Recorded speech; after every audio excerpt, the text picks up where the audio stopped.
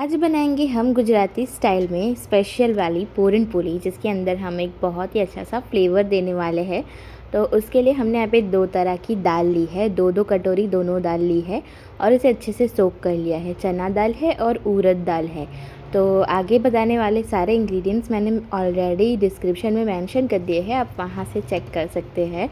अब इन दोनों दालों को ना हम कुकर के अंदर ले लेंगे और उसके अंदर हम ऐड करेंगे पानी, जितना कि दाल जो है वो बॉईल होने के लिए काफ़ी हो उतना पानी ऐड कर देना है।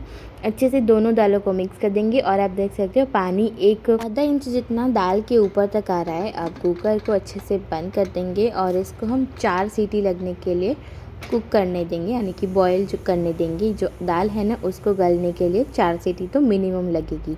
अब 4 सीटी के बाद ये हमारी दाल जो है वो हम चेक कर लेते हैं कि अच्छे से बॉईल हुई है ना या नहीं। तो ये जो पूरन पूली है ये और जो बेडमी पूरी होती है ना, जिसे कई जगह पे बेडमी पूरी भी कहा जाता है, वो दोनों बहुत ही अलग होती है। और यहाँ पे हमारी दाल जो है वो बॉईल हो चुकी है। अब हम इसके अंदर जो फ्लेवर ऐड कर रहे हैं वो है अंजीर की। तो यहाँ पे हमने 4 से 5 अंजीर को आधे 1 घंटे के लिए ना पानी के अंदर सोक करने के लिए रख दिया था और आप देख सकते हो सोक होकर के ये कितना फूल गए हैं। तो बस ये सोक होंगे ना तो इसके अंदर जो फ्लेवर्स जो है वो बहुत ही अच्छे बर्स्ट आउट होंगे इसके। तो इसको हम छोटे छोटे टुकड़ों में हम यूं ही चॉप कर लेंगे, रफली चॉप कर लेना है। और जिस पानी में हमने इसको भिगोया है ना उस पानी के साथ ही हम इसको दाल के अंदर डाल देंगे। अब ये जो हम स्टफिंग बना रहे हैं, यानी कि जो पूरन बना रहे हैं ना, ये बेसिकली जो पूरन पूली का जो पूरन होता है वो 2 दालों से बनता है और वो 2 दाल है तुअर दाल और चना दाल। और जो बेडमी पूरी होती है उसका जो पूरन बनता है वो उड़द दाल से बनता है और उसका जो फ्लेवर होता है वो मीठा नहीं होता है, वो सेवरी टाइप का होता है, यानी कि नमकीन होता है, जिसे हम आलू की सब्ज़ी के साथ खाते हैं। और ये जो पूरन पूली होती है वो स्वीट होती है, यानी कि आप खाने के साथ इसको डेजर्ट के तरीके से भी या फिर कोई स्वीट के रूप में भी इसे सर्व कर सकते हैं। तो बस अब पूरन पूली बना रहे हैं तो इसके लिए स्वीटनेस के लिए हमने यहाँ पे दोनों चीज़ें ऐड करी है। 1 कटोरी गुड़ ऐड किया है और एक कटोरी शक्कर ऐड करनी है। अब इन दोनों को अच्छे से कुक करने देंगे, यानी कुक होने देंगे। और ये थोड़ा सा कुक हो जाएगा ना तब इसका कलर जो है वो चेंज हो जाएगा।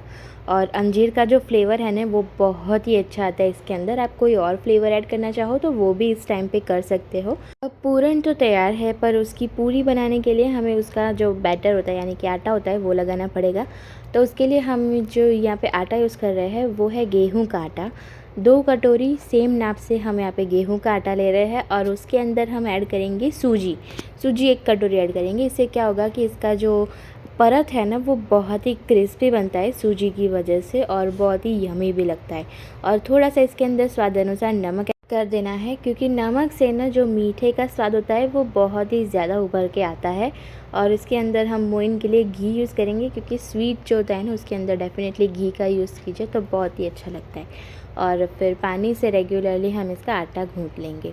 और आटा कैसे गूँथना है वो आपको बता देते हैं। जैसा हम रोटी का आटा गूँथते हैं ना बिल्कुल उसी तरह से गूँथना है। और इसको ना इस तरह से उसके अंदर ऐसे उंगलियों के निशान करके थोड़ी देर के लिए रेस्ट करने देंगे और फिर इसको अच्छे से हम गूँथ लेंगे। तो ये जो हमारा पूरन है वो अच्छे से पक चुका है। अब इसके अंदर ना हमने एक गलती कर दी कि जब ये लिक्विड स्टेज पर था ना तभी इसके अंदर हमें ड्राई फ्रूट का पाउडर ऐड कर देना होता है, पर हम तब भूल गए करना ऐड, तो हम इस स्टेज पर कर रहे हैं। पर आप लोग ये गलती मत कीजिएगा, आप उसी टाइम पे ड्राई फ्रूट का पाउडर ऐड कर दीजिएगा। और यहाँ पे हम 2 चम्मच जितने इसके अंदर खसखस यानी कि जो पॉपी सीड्स होते हैं ना वो ऐड कर रहे हैं। पॉपी सीड्स के फ़ायदे तो मैंने आपको बता ही दिए हैं कि ये ब्रेन हेल्थ और बहुत सारी चीज़ों के लिए बहुत ही यूज़फुल होते हैं, तो ज़रूर ऐड कर दीजिएगा। और इसके अंदर इलायची, जायफल, केसर का भी पाउडर हमने ऑलरेडी प्रिपेयर करके रखा है, वो भी ऐड कर देना है। अब जैसे कि आप देख सकते हैं इसको मिक्स होने में थोड़ा टाइम लगेगा, पर मिक्स हो जाएगा। इसीलिए मैं आपको बोल रही हूँ कि जब ये लिक्विड स्टेज पर हो ना तभी ये ड्राई इंग्रेडिएंट्स ऐड कर दीजिए तो आसानी से मिक्स हो जाएगा। अब पूरन को हमने अच्छे से ठंडा कर लिया है और इसको हम स्टोर कर सकते हैं। आप इसे 1 महीने तक बहुत ही आसानी से इसे स्टोर करके रख सकते हैं और जब चाहे तब इसके आप पूरी बना करके आप खा सकते हैं।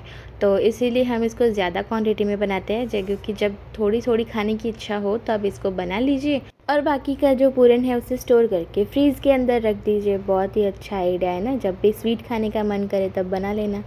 तो एकदम स्वीट वाली रेसिपी ऑलरेडी रेडीमेड रहेगी हमारे साथ। तो ये जो आटा है उसको हमने अच्छे से गूँथ लिया है और ऊपर से ना थोड़ा सा घी लगा लेना है और फिर से इसको मसल लेंगे, जिससे कि ये बहुत ही अच्छे से चिकना हो जाएगा। अब उसकी एक लोई लेंगे हम। मैं आपको ना यहाँ पे 2 तरह की पूरन पोली जो है वो बनाना बता रही हूँ। तो ये पहली वाली टेक्निक मैं आपको बता देती हूँ। तो पूरन के ना इस तरह से छोटे-छोटे से बॉल बना देंगे और रोटी के ऊपर रख कर के इसको हम तो जो एक्स्ट्रा आटा है वो निकाल देंगे और बाकी का इस तरह से इसको चिपका देंगे और इसकी हम छोटी-छोटी सी मोटी वाली पूरन पूरी तैयार कर रहे हैं। ये देखिए, आप देख सकते हैं इसके अंदर स्टफिंग जो है ना वो बहुत ही ज़्यादा हमने भरा है।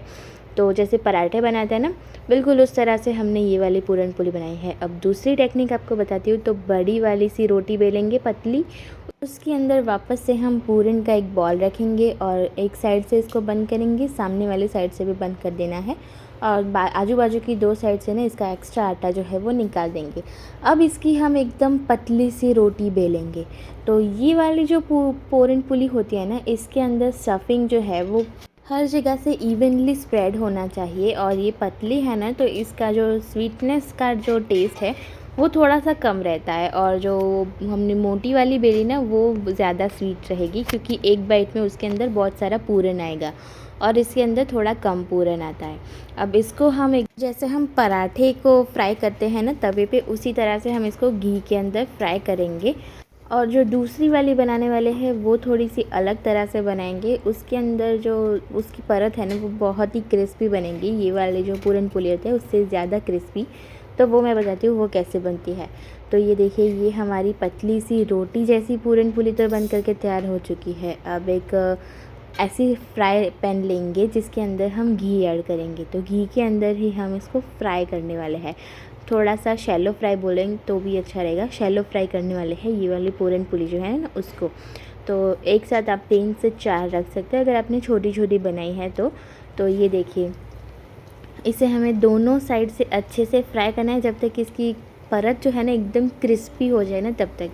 और दोनों तरह से ट्राई करके देखना, दोनों का टेस्ट जो है वो थोड़ा सा अलग होता है, डिफरेंट होता है, क्योंकि इसका क्रिस्पीनेस ज़्यादा होता है और उसका क्रिस्पीनेस कम होता है। वो थोड़ी सी रोटी जैसी बन जाती है, पराठे जैसे बनते हैं ना वैसी बनती है और ये मालपुए जैसी बनती है। तो आप लोग ज़रूर ट्राई करके देख लीजिएगा।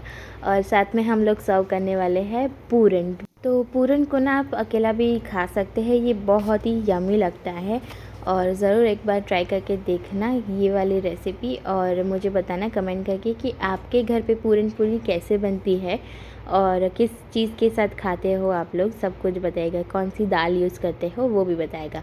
और बस इसके ऊपर ढेर सारा घी लगा देना है, क्योंकि डेफ़िनेटली हम गुजराती तो इसको घी के साथ ही खाते हैं। घी में पूरन पूरी खाते हैं ऐसा बोल सकते हो, पूरन पूरी में घी नहीं खाते क्योंकि बहुत सारा ढेर सारा घी डाल के खाते हैं। और ऊपर से हमने इसको ड्राई फ्रूट यानी कि बादाम के जो पीस होते हैं उससे गार्निश कर दिया है। तो आप लोग भी ज़रूर ट्राई कीजिए और आगे आने वाली बहुत सारी नई रेसिपीज़ के लिए नेहा नैया व्लॉग्स को फॉलो सब्सक्राइब ज़रूर कर दीजिएगा और एक्सपीरियंसेस आपके शेयर करते रहिएगा। Bye bye.